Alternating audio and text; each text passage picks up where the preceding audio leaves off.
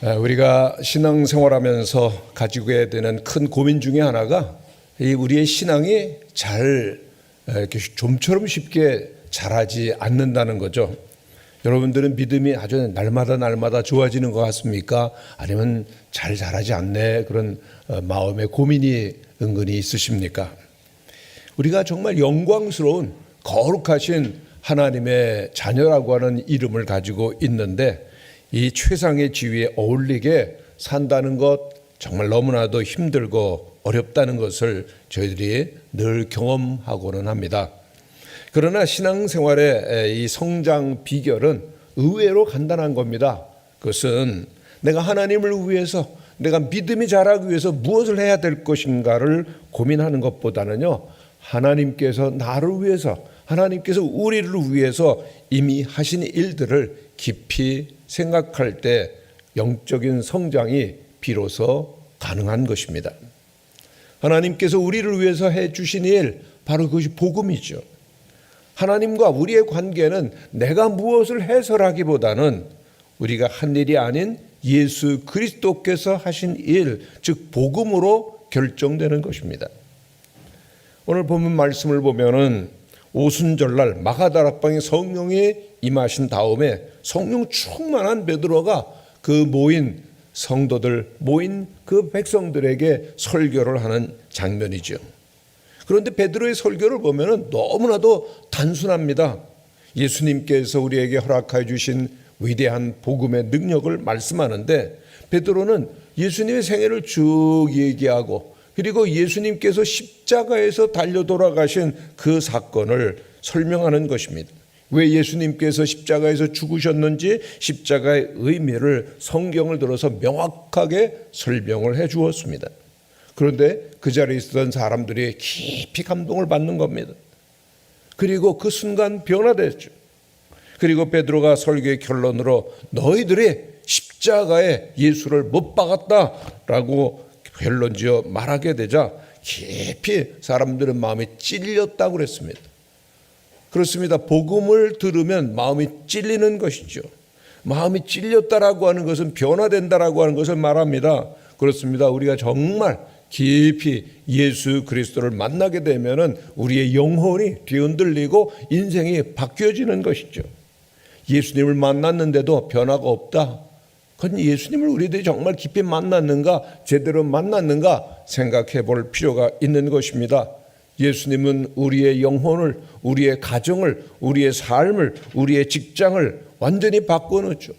주님을 한번 만난다면은 우리의 삶이 바뀌어지는 것입니다. 우리들이 잘 아는 탤런트 김수미 씨가 간증을 하더라고요. 근데 그 간증을 보면서 얼마나 재미있고 은혜를 받았는지 모릅니다. 그렇게 간증하더라고요. 자기 예수님을 만나고 변화됐대요. 그런데 예수님을 만나기 전에 자기의 성질이 얼마나 나빴는지 모른대요. 그런데 예수님을 만나고 성격이 그 성질이 확 바뀌는데 자기 집 강아지도 알아본대요. 여러분들이 은혜 받고 나면은 주변 사람들, 가족들이 다 알아보십니까? 오늘 집에 가시면요, 우리 가족들이 왜 그래? 왜 이렇게 바뀌었어? 그럼 고백을 하는 것이 당연한 것이죠. 그런데 우리들이 이렇게 신앙생활하는 것은 우리들이 주님께로 나갔기 때문이 아니라 주님께서 우리를 찾아와 주셨기 때문이죠. 우리를 부르셨기 때문입니다. 이것이 복음의 능력인 것입니다. 베드로의 그 설교를 들었었던, 복음을 들었던 그 사람들은 고백을 합니다. 예수님이 나 때문에 죽으셨어요. 예수님이 십자가가 바로 내 탓이네요. 예수님이 내가 십자가에 못 박았습니다. 분명하게 인정을 하고, 그리고 또한 고백을 하는데 그 고백이 중요한 것입니다. 내가 예수를 십자가에 못 박았다. 아멘이십니까? 나는 예수님을 십자가에 못 박은 사람입니다. 이 고백을 하는 것 참 중요한데요. 그런데 오늘 말씀 가운데 보면은 그렇게 마음에 찔린 것으로 그치지 아니하고 그 다음 단계로 나가게 되는데, 그러면 내가 어찌할꼬라고 그렇게 무리들이 얘기하는 것을 보게 됩니다. 형제들아, 우리가 어찌할꼬? 마음이 찔린 것으로 그치지 아니하고 이제는 우리들이 어떻게 살아가야 될 것인가, 어떻게 복음의 능력으로 살 것인가를 묻고 있는 것이죠. 그러면 우리들이 복음의 능력으로 매일매일을 살아가려고 하면 무엇이 필요할까요? 첫째는 항상 예수님을 바라보아야 됩니다. 한번 따라하시기를 바랍니다. 항상 예수님만 바라봅니다. 아멘이십니까? 베드로는 말합니다. 너희가 회개하여 각각 예수 그리스도의 이름으로 세례를 받고 주의 사함을 받으라. 그러하면은 성령을 선물로 받으리라고 말씀하죠. 먼저 회개하라고 말합니다. 여러분, 회개가 무엇이죠? 회개라고 하는 것은 방향을 전환하는 것입니다. 뉘우치고 눈물을 흘리고 그리고 또한 후회한다고 슬퍼한다고 마음이 그냥 찔리기만 했다고 그것이 바로 회개하는 것이 아니라 바른 방향으로 돌이키는 것이죠. 하나님을 등지고 살던 나의 삶의 길을 이제는 돌이켜서 하나님을 바라보고 주님께로 돌아오는 마음을 회개한다고 가라. 세상을 향해 가던 삶을 이제는 돌이켜서 하나님을 바라보며 주님께로 나아가는 결단이 회개인 것입니다. 그렇습니다. 회개라고 하는 것은 하나님 없이 살던 사람이 이제 하나님을 향해서 돌이키는 것, 예수님은 나의 주가 되신다라고 하는 것을 깊이 깨닫고 인정하고 그리고 주님과 더불어 살아가는 삶을 결단하는 것이 바로 회개인 것입니다. 오늘 우리들에게도 이러한 결단이 필요합니다. 물론 예수 믿기로 하고 결단했지만 우리는 쉼 없이 매일매일 주님은 나의 모든 것이 되십니다. 예수님은 나의 주가 되십니다. 십자가의 예수님을 사랑하며 주님께로 나갑니다 하는 결단이 순간순간 있어야 될 줄로 믿습니다. 만일 오늘 우리 모인 성도님들 가운데서 한 번이라도 마음속에 아직도 이 결단이 없으신 분이 있다면 결단하시고 이제는 오직 주님만 바라보며 나아갈 수 있는 귀한 은혜가 주어지게 되시기를 간절히 바랍니다. 교회를 아무리 오래 다닌다 할지라도 직분이 무엇이라 할지라도 정말 기쁜 마음의 결단이 없다고 할 것이면 주님의 사람이라고 할 수가 없고 그리고 정말 변화되지 않는 겁니다. 나는 예수님만 바라보며 예수님만 향하여 나갑니다. 결단하시는 귀한 은혜가 이번 집회 가운데 있게 되시기를 간절히 바랍니다. 그래서 내 안에서 예수님이 계셔야 되죠. 복음이 우리를 변화시키는 것은 그러나 우리 스스로 변화되는 것이 아니라 예수님의 십자가의 대속 사건, 이 복음의 능력 때문인 것입니다. 우리가 스스로 할 수 없는 일을 예수님께서 십자가에서 해주셨고요. 우리가 스스로 얻을 수 없는 것을 얻도록 해주신 분이 바로 예수 그리스도신 것이죠. 그렇기 때문에 진정한 신앙생활, 신앙이 성장한다라고 하는 것은 나 자신과 내가 해온 모든 성과로부터 눈을 떼서 다시금 예수님만을 바라보는 데 있는 것이죠. 예수님께 우리의 복음의 시선을 돌리는 데 있는 것입니다. 스티브 브라운이라고 하는 사람의 딸 로빈이 있었는데요. 영문학 수업을 받게 되었습니다. 그런데 영문학 수업이 너무 어려운 거예요. 그래서 그 수업에서 포기하고 빠져나오려고 그랬습니다. 그래서 그 스티브는 딸과 함께 유태인 여자 선생님인 영문학 그 학과장을 찾아갔어요. 그 딸은요 너무나도 마음이 좌절하고 슬퍼가지고 방금이라도 눈물을 흘릴 것 같은 표정을 짓고 있었습니다. 아버지는 딸을 대신해서 딸이 너무 힘들어요. 다른 학생들을 따라갈 수가 없어요. 그러니까 수업에 포기하려고 하니까 허락해 주세요. 그랬습니다. 그랬더니 그 학과장이요. 잠시 제가 따님하고 얘기를 해도 되겠습니까? 그러는 거예요. 그래서 얘기를 하세요. 그랬더니 이 학과장이 딸에게 이렇게 얘기를 합니다. 로빈, 너 정말 힘들었구나. 네 심정 너무나 잘할 것 같아. 그런데 혹시 내가 시험 성적에 상관이 없이 무조건 A를 주면은 너 혹시 잘할 수 있겠니? 그랬어요. 아니 시험 성적 상관없이 무조건 A를 주겠대요. 그래도 너 포기하겠니? 너 공부할 수 있겠니라고 말하는 거예요. 그러니까 로빈이 훌쩍훌쩍거리면서 그러면 할 수 있을 것 같아요. 그랬어요. 무조건 A입니다. 그래서 선생님 그래 됐다. A 학점 줄게. 이미 A 학점이다. 이제 수업을 합시다. 그랬더니 로빈이 아주 행복하게 그 한 학기 수업을 하고 성적표를 받았는데 뭘까요?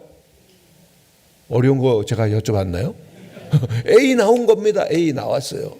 그런데 여러분, 이 로빈이 열심히 공부를 해서 A 학점을 맞은 겁니까? 아니면 A 학점을 받았기 때문에, 이미 받았기 때문에 열심히 공부한 겁니까? 할렐루야. 여러분, 이게 바로 예수 그리스도께서 십자가에서 우리를 위해 주신 복음의 능력인 것이죠. 이것이 우리가 받고 있는 은혜인 것입니다. 성도 여러분, 우리들은 아무리 노력을 해도 하나님의 의의 기준에 도달할 수가 없어요. 하나님의 합당한 자녀가 된다는 것, 우리로는 불가능한 것입니다. 그러나 예수님께서 십자가의 복음을 주셨습니다. 우리를 위해서 예수님이 이 땅에 오셨고, 우리를 위해서 예수님께서 십자가에서 죽으시고, 우리를 위해서 부활하셔서 우리가 원하지만은 얻을 수 없는 A 학점, 즉 우리들이 거룩하신 하나님의 자녀가 되어지고 하나님의 자녀로 누릴 수 있는 모든 것들을 다 주신 것이죠. 우리들이 원하는 용서와 인정, 그리고 우리들이 원하는 삶의 의미와 목적, 그리고 또한 우리에게 구원과 새로운 의로움을 주시고 모든 사랑도 행복도 축복도 주님께서 십자가를 통해서 다 주시는 줄로 믿습니다. 이게 복음의 소식이에요. 이게 복된 능력인 것입니다. 그래서 예수님을 바라보는 사람 마음에 놀라운 평안과 기쁨이 넘쳐나는 것입니다. 그렇습니다. 복음은 불신자가 예수 믿고 구원받는 데만 필요한 것이 아니라 구원받고 난 다음에 매일매일 더욱더 필요한 주님의 은혜인 줄로 믿습니다. 그렇습니다. 오늘도 우리들이 복음이 필요한 거예요. 복음을 주시는 십자가 예수님을 바라볼 때만 우리의 믿음은 자라고 우리들은 능력 있는 하나님의 사람들이 되는 줄로 믿습니다. 이번 성회를 통해서 우리 딱 한 번 예수 그리스도를 바라본, 그래, 이제 주님만 바라보고 살 거야. 이제는 주님이 나의 주님이시니까 주님과 함께 승리의 삶을 살 거야 라고 결단하시는 은혜가 있게 되시기를 간절히 바랍니다. 시편 35편의 말씀입니다. 내 눈이 항상 여호와를 바라보면 내 발을 그물에서 벗어나게 하실 것이미로다. 아멘. 둘째로, 복음의 능력으로 살려고 하면은 세례받고 죄사함 받으라고 말씀하고 있습니다.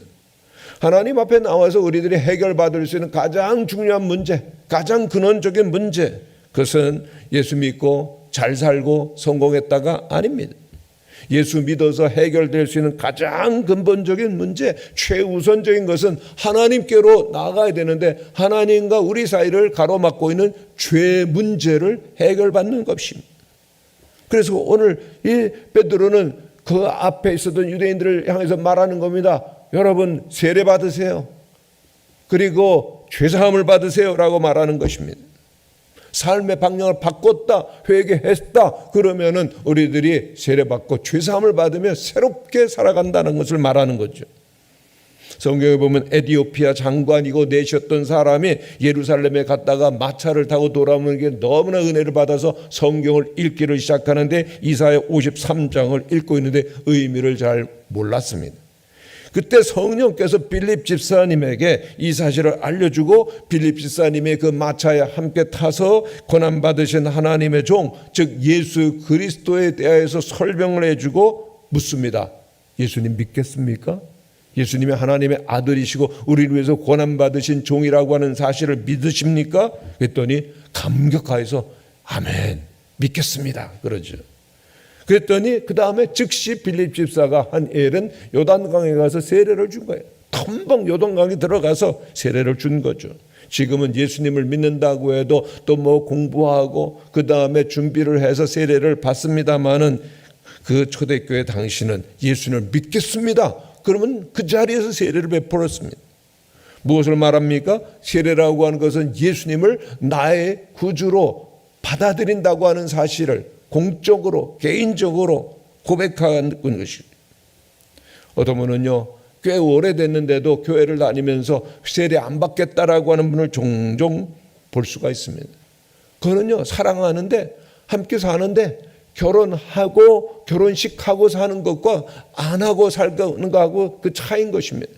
여러분, 서로 사랑하는데 결혼식 하고 사는 게 좋아요? 안 하고 사는 게 좋아요?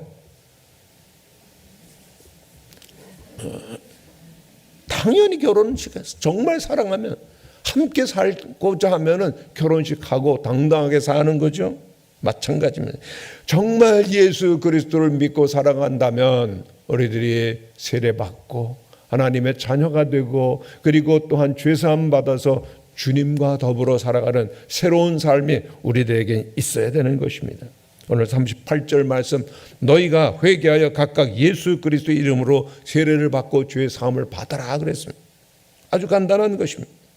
그래요, 내가 구원받고 이제 살아가는데 매일매일 주님 필요해요. 그래서 세례 받는 겁니다. 그래서 죄 사함 받는 거죠.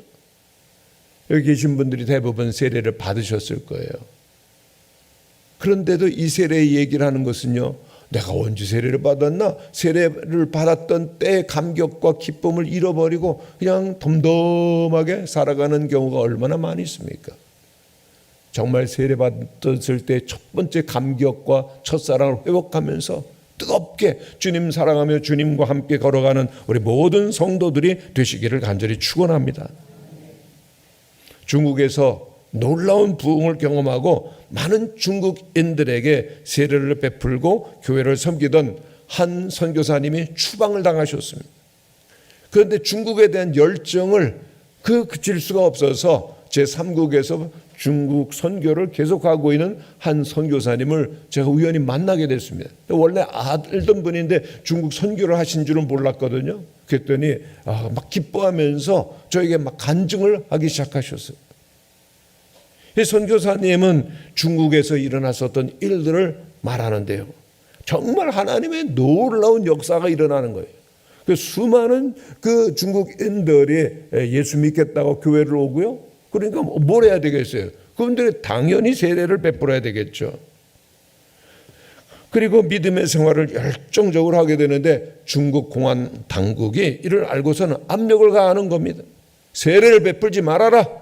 압력을 가하고 여러 가지 방법을 통해서 선교하는 사역과 교회를 핍박하기를 시작했는데 정말 견디기가 어려웠습니다. 그런데 선교사님은 정말 뜨거운 열정을 가지고 사역을 합니다. 더 놀라운 역사가들이 일어나면서 수많은 중국인들이 주님께로 돌아옵니다. 그러자 이 공산당의 핍박은 더 심해지는 거예요. 더 강력해지고 압력의 수위를 높였던 겁니다. 그러다가 더 이상 사역을 하면은 추방할 거요. 그래도 말을 안 들으니까 감옥에 아예 가둬버렸습니다. 무서운 고문을 하겠다고 위협을 하고 공포 분위기를 조장하면서 선교를 중단하라고 했지만은 선교사는 이미 순교도 각오하고 있었어요. 정말 열정적이고 대단한 분이셨어요. 그러던 어느 날 가장 이 선교사님을 힘들게 하고 어렵게 하던 공산당원 한 사람이 오더니 자기를 위해 기도해 달라는 겁니다. 놀라운 일이죠. 사연을 들어보니까 어느 날 갑자기 몸이 아파지기 시작하는데 내가 더 이상 하나님을 대적하면 안 되겠구나 라고 하는 마음이 들더라는 거예요. 그리고 자기가 지금은 이렇게 공산당원이지만은 우리 어머님은요, 얼마나 정말 하나님을 사랑하는지 믿음 생활하고 자기를 위해서 많이 기도하셨다는 거예요. 그리고 그 선교사님이 공산당원을 위해서 기도를 했는데요, 놀랍게 그 병이 나았습니다. 완전히 이 당원이 달라졌어요. 그리고 어느 날 오더니 세례를 베풀어 주세요 그러는 거예요. 세례 베풀면 안 된다라고 그렇게 압력을 가하던 이분이 세례를 받겠다. 어떠한 핍박이 있더라도 어떠한 희생이 있더라도 나는 그 믿음을 지키겠습니다 라고 결단하면서 주님께로 돌아왔는데, 그 공산당원 한 사람 때문에 또 선교사님이 계속되어진 사역으로 말미암아 수많은 공산당들이 들어오고 놀라운 부흥이 일어나게 되었습니다. 할렐루야. 지금은 이 선교사님 추방을 당하셨지만 더 놀라운 일들을 계속 많이 하시고 앞으로 하나님께서 반드시 중국 땅에 부흥을 주시리라고 믿고 사역을 하는 것입니다. 그렇습니다. 세례는 목숨 걸고 모든 것을 걸고 하는 겁니다. 나는 죽고 오직 예수만으로 살겠습니다. 아멘. 이 놀라운 결단과 더불어서 주님과 함께 살아가는 우리 모든 성도들이 되셔야 됩니다. 그리스도인으로 살기를 원한다고 하면은, 복음의 능력 가운데 살기를 원한다면은, 이전에 나는 죽고 오직 예수로 살아가는 이전에 나는 벗어버리고 예수로 옷 입고 살아가시는 우리 모든 성도님들 되시기를 간절히 축원합니다. 한 가지 더 말씀드립니다. 복음의 능력으로 살려고 하면 세 번째로요, 성령을 선물로 받아야 됩니다. 한번 따라해 주시기를 바랍니다. 성령님을 받아야 됩니다. 베드로는 회개하고 세례를 받고 죄 사함을 받으면 한 가지 더 말씀드립니다. 성령을 선물로 받게 될 것입니다. 성령의 선물이 아니라 성령을 선물로 받으리라고 말하고 있는 점을 우리들이 깊이 생각해야 됩니다. 성령의 선물이라고 하는 것은 여러 가지 많은 성령님의 은사를 말하는 거죠. 그러나 베드로가 말하고 있는 것은 다릅니다. 성령을 선물로 받으리라. 성령님 자신을 우리에게 허락해 주신다는 겁니다. 놀라운 약속이 아닐 수가 없습니다. 성령님은요, 하나님의 영이시고 예수님의 영이죠. 그러니까 성령님이 우리에게 오신다라고 하는 것은 바꾸어 말하면 거룩한 영으로 예수님이 우리 속에 들어오는 거예요. 여러분 마음속에 예수님이 계시다는 사실을 믿으십니까? 그 사실이 감격스럽지 않으세요? 놀랍지 않으세요? 아니, 예수님은 저 멀리 하늘나라에 계시는 것이 아니라 성령님으로 오늘 내 안에 계시다라고 하는 거예요.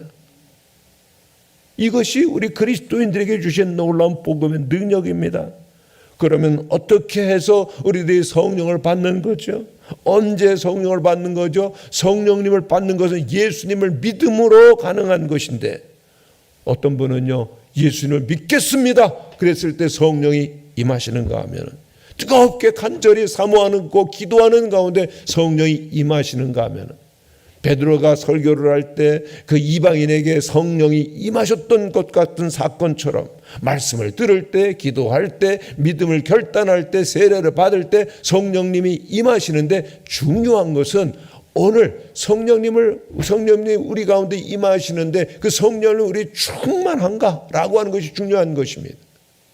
성령님은 믿는 자에게 함께 하십니다. 아멘이십니까? 그런데 그 성령님으로 인해서 내가 오늘 충만한가? 그것이 중요한 것이에요. 예수 믿고 성령님이 임하셨을 때, 이제 그 성령의 충만함으로 말미암아 주님과 함께 살아갈 때 마음의 문을, 영혼의 문을 활짝 열고 성령님을 모셔드리며 성령님과 함께 살아가는 우리 모든 성도들이 되시기를 바랍니다. 그런데 이 사실을 모르는 분들이 많이 있어요. 고린도 교회를 보면은 고린도 교회 성도들이 그 성령에 대해서, 성령 충만에 대해 알지를 못하고 있는 겁니다. 그래서 사도 바울이 말합니다. 고린도전서 3장 16절에 보면 너희는 너희가 하나님의 성전인 것과 하나님의 성령이 너희 안에 거하시는 것을 알지 못하느냐 그랬습니다. 우리가 하나님의 성전이래요. 우리 보강중앙교회 성전 정말 소중하고 이 가운데 하나님이 함께 계시다고 우리 기쁨으로 나와 예배드리죠. 그러나 더 중요한 사실이냐, 내가 하나님의 성전입니다. 가슴에 손을 얹고 따라해 주시기를 바랍니다. 내가 하나님의 성전입니다. 하나님의 성령님이 제 안에 계십니다. 아멘이십니까? 오늘 주님의 성령이 내 안에 계시네. 고린도 교회 성도들은 성령을 몰랐고 예수님의 약속을 믿지 못했기 때문에 모르고 있었던 겁니다. 그러나 예수를 믿겠다라고 하는 그 자체가 성령님이 이미 오신 것을 의미하는 것입니다.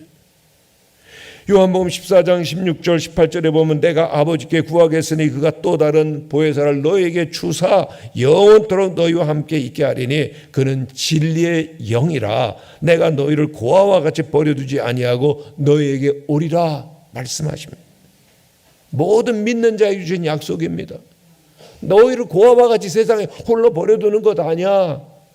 너 혼자 외롭게 신앙생활하는 것 아니야. 내가 늘 성령으로 함께하는 거야. 이 사실을 알고 성령 충만하여서 주님의 사랑 가운데 거하실 수 있는 우리 모든 성도님들 되시기를 간절히 바랍니다. 어디를 가든 주님은 영으로 성령님으로 함께하시고 주님의 사랑을 받고 기쁨으로 소망으로 평강으로 살아가야 되는 것이죠. 최스터튼이라고 하는 유명한 기독교 변증가가 있는데 정말 많은 영향력을 미친 분입니다. 그런데 이번에 복음을 설명하면서 미녀와 야수라고 하는 이야기를 들어서 복음을 전했습니다. 우리가 잘 아는 영화로도 만들어지지 않았습니까? 어린이들이 애니메이션으로 보았던 그 영화 복음, 미녀와 야수라고 하는 그 내용을 보면은 어떤 사람이 그 저주를 받고 야수로 변한, 괴물로 변한 거죠. 외롭게 살아가다가 미녀를 만났는데 함께 살다가 보니까 사랑에 빠지는 거죠. 그리고 그 미녀의 사랑을 받고 나니까 비로소 그 저주가 풀려서 서로 결혼하게 되었다. 끝입니다. 그 내용을 들어서 정말 복음을 설명하는 겁니다. 그 스토리 우리 잘 알고 있는데 이 이야기를 기초로 해서 이렇게 설명을 했습니다. 미녀와 야수가 주는 위대한 교훈은 누구든지 사랑스러워지기 전에 사랑을 받아야 합니다라고 하는 겁니다. 우리들이 아름답고 행복하게 변화되려고 하면요, 기쁨으로 평안으로 변화되려고 하면은 먼저 주님의 사랑이 우리에게 임해야 된다는 겁니다. 주님의 사랑이 우리에게 임하는 것은 십자가에서 우리를 위해서 피 흘려 돌아가신 예수님께서 보내주시는 성령을 우리들이 받고 그 성령님을 통해서 매일매일 사랑을 경험할 때 우리들이 변화되기 시작하는 것입니다. 예수님께서 십자가에서 죽으시고 부활하시고 염려와 불안 가운데 있던 제자들을 찾아오셔서 쭉 설명해 주신 다음에 그들을 향해서 부르시면서 성령을 받으라 말씀하십니다. 너희들은 이제 세상 가운데 나의 증인이 되고 그리스도인으로 살아갈 건데 걱정하지 마. 내가 성령으로 너희와 함께 할 거야. 성령을 받으라 말씀하시는데요, 우리의 마음을 활짝 여시고 우리에게 임하신 성령을 받으시고 충만하여서 기쁨과 평안으로 살아갈 때 우리들은 세상에 감당할 수 없는 하나님의 사람이 되는 줄로 믿습니다.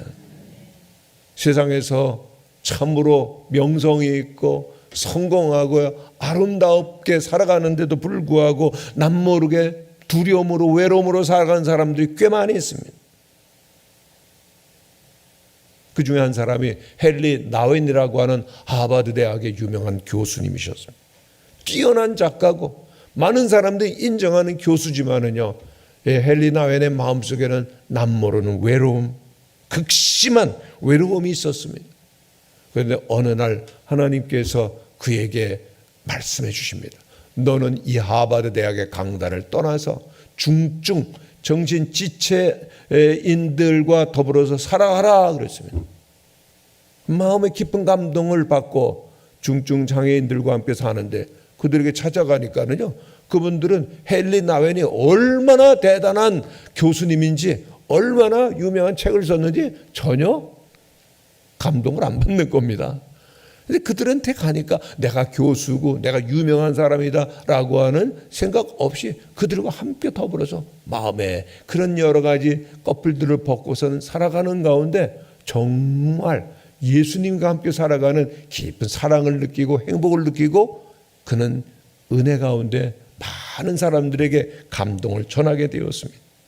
그는 말합니다. 나 자신을 완전히 드러낸 채, 벌거벗은 나를 드러낸 채 성과에 관계없이 사랑을 주고받는 가운데 행복해졌습니다. 아멘이십니까?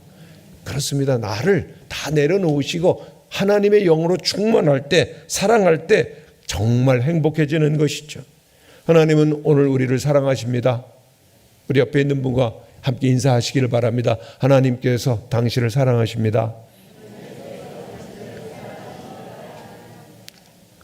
또 스스로 하나님께서 나를 사랑하십니다 하시기를 바랍니다. 그런데 왜 하나님께서 여러분 사랑하실까요? 왜 사랑하세요? 여러분이 잘나서, 여러분이 위대한 일을 해서? 아니에요. 무조건적으로 우리가 죄인 되었을 때, 하나님께 이를 수 없을 때 십자가를 통해서 우리를 사랑을 확인해 주셨고, 그리고 하나님께서 우리에게 오늘 우리를 외롭게 세상에 버려두지 않기 위해서 성령을 부어 주신 것입니다. 이제는 이 성령으로 충만하시고 성령님과 더불어서 기쁨으로 주님 바라보며 승리하는 삶을 살아가시는 성도들이 되시기를 간절히 바랍니다. 39절에 보면 이 약속은 너희와 너희 자녀와 모든 먼데 사람 곧 우리 주 하나님이 얼마든지 부르시는 자들에게 하신 것이라고 말씀하십니다. 우리 한 사람 한 사람에게 다 주신 거예요. 주님의 약속을 붙들고 성령 충만하여서 매일매일 기쁨으로 찬송하며 무슨 일이 있어도 정말 주눅들지 아니하고 담대하게 살아가는 성도들 되시기를 간절히 바랍니다. 이렇게 살아갈 때 우리에게 어떤 일이 생기는가? 기쁨이 충만하고 평안이 넘치며 소망이 있는데, 성도들이 모이면 행복한 거예요. 모이면 사랑하고 기쁨이 있고요. 그래서 오늘 여러분들이 이 사도행전 그 2장에 46절, 47절 성경 있으시죠? 한번 같이 읽어보시면 좋겠습니다. 같이 읽죠. 시작. 날마다 마음을 같이하여 성전에 모이기를 힘쓰고 집에서 떡을 떼며 기쁨과 순전한 마음으로 음식을 먹고 하나님을 찬미하며 또 온 백성의 칭송을 받으니 주께서 구원받는 사람을 날마다 더하게 하시니라. 아멘. 회개하여서 세례받고 죄사함을 받고 성령을 선물로 받으니 이들이 이렇게 큰 기쁨 가운데서 이렇게 크게 행복을 누리면서 서로 사랑하면서 살아가는데 사람들이 다 칭송하는 겁니다. 사람들이 다 인정하는 겁니다. 그 이후에 초대교회 성도들은요, 어떤 어려움이 있어도 어떤 박해를 당해도 모든 걸 다 잃어버리는 것 같아도 순지어는 순교하는 그런 마당 가운데서 기쁨을 잃지 아니하고 승리의 삶을 살았던 것이죠. 어두운 세상 가운데서 이 죄로 패역한 세대 가운데서 저들이 구원을 받고 기쁨으로 살아가는데, 그와 같이 오늘도 우리가 살아가려면 성령을 선물로 받고 그리고 성령 충만해서 능력 있는 삶을 살아가시는 성도들 다 되시기를 간절히 바랍니다. MBC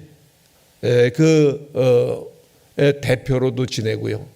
그리고 우리에게 잘 알려진 또 언론인으로 활동을 하다가 목회자가 되신, 지금 베이직 교회를 개척하신 조정민 목사님, 우리들이 잘 알고 있는데, 이분이 그 세상적으로 살다가 예수님을 만나고 놀라운 기쁨과 변화를 경험하게 됩니다. 주님 안에서 사는 것이 너무나 기쁜 거예요. 언론사의 그런 대표가 되고 그랬지만은 너무나 예수님 안 사는 게 좋아가지고 매일매일 교회를 다니고, 그리고 그 변화되는데, 그전엔 매일 나가다시피 하던 술집이 어떻게 변하는가 하면요, 시궁창처럼 변하더래요. 견딜 수 없는 것이 됐어요. 그래서 그 기쁨이 주체하지 못하고 늘 주님과 더불어 살다가 신학교에 가고 그리고 또한 목회자가 되었습니다. 그런데 어려움이 많았어요. 남모르는 눈물, 고통이 많았는데 심장병을 앓기도 하고 또 입이 돌아가는 그러한 어려운 일도 있었고 고달픈 인생이 시작이 되는데, 옆에 있던 사모님께서 마음에 의심이 가는 겁니다. 언론사 대표의 사장의 사모님으로 지내던 그분이 갑자기 사모님이 되는데 힘든 거예요. 그래가지고 이렇게 물었습니다. 여보, 당신 정말 하나님의 음성 듣고 사는 게 맞아? 하나님의 음성을 듣고 목회자의 길을 걸어가고 있다고 하는데 왜 이런 고통이 많은 거야? 어려움이 많은 거야? 그리고 또 물었습니다. 여보, 당신 예수님 몰랐을 때는 술집만 다녀도 즐겁고 기쁘게 살았잖아. 근데 지금은 어때? 지금도 기뻐? 어떻게 보면 약간 비아냥거리면서 뜯는 겁니다. 예수님 몰랐을 때는 고난도 없었고 잘 나갔는데 오히려 예수를 믿고 나니까는 힘들고 정말 고통이 많은데 기쁘냐라고 하는 겁니다. 지금은 힘들지 않냐? 기쁨이 없지 않냐? 라고 물은 겁니다. 그런데 그때 이 조정민 목사님이 이렇게 대답을 합니다. 여보, 예전에 나 골프하고 싶으면 골프장 가고 술 마시고 싶으면 술집 가서 마음대로 즐겁게 살았어. 그런데 그렇게 즐거웠던 순간은 단 한순간이야. 오래가지 않아. 그런데 예수님 안에서 누리는 이 기쁨은 한순간이라도 영원해. 영원해. 그렇습니다. 예수님 믿고 성령 안에서 누릴 수 있는 기쁨은 세상에 줄 수 없는 영원한 기쁨인 것이죠. 오늘 그리스도로 살아간다고 하면서도 삶의 기쁨과 평안이 없는 분들이 혹 있으세요? 마음의 자유와 그리고 또한 마음의 진정한 평강을 모르는 분이 있다면 우리들은 이제 주님께로 다시금 삶의 방향을 돌이켜야 됩니다. 주님만을 바라보아야 됩니다. 주님과 우리 사이를 가로막고 있는 모든 죄들을 다 내려놓으시고 주님께서 주시는 하나님의 성령으로 충만하게 되시는 은혜가 있게 되시기를 간절히 바랍니다. 항상 주님 바라보고 항상 성결하며 항상 성령 충만하여서 살아가시는 우리 모든 성도들, 그래서 시편 기자가 노래하는 것처럼 나의 영혼이 잠잠히 하나님만 바라며 나의 구원이 오직 그에게서만 나오는도다 고백하시며 한순간 순간을 살아가시는 우리 모든 성도님들 되시기를 간절히 바랍니다. 이 시간 우리들이 함께 기도하기를 원합니다. 근데 잠시 자리에서 일어나 주시기를 원합니다. 일어나서 한번 기도하시면 좋겠습니다. 제가 일어나라고 말씀드리는 것은 나는 결단합니다. 이제 오직 예수님만 바라보며 나아가겠습니다. 주님과 나 사이를 가로막는 모든 죄는 다 내려놓고 거룩하고 비어진 마음 가운데 허락하신 성령님으로 충만해서 늘 기쁘고 늘 평안하며 늘 꿈꾸며 소망 가운데 주님과 함께 살겠습니다. 우리들이 다짐하시고 결단하시면서 이 시간 함께 통성으로 기도하시면 좋겠습니다. 우리 이 시간 다 함께 우리 주님 주여 우리 부르짖고 정말 주님만 바라보겠습니다. 예수님이 나의 모든 것이 되십니다. 하나님이 나의 모든 것 되십니다. 하나님과 나 사이를 가로막고 있는 모든 죄를 두려워하며 내려놓고 성령 충만함으로 한 걸음 한 걸음 기쁨으로 살기를 원합니다. 우리 주여 한번 부르짖고 간절한 마음으로 통성으로 기도하겠습니다.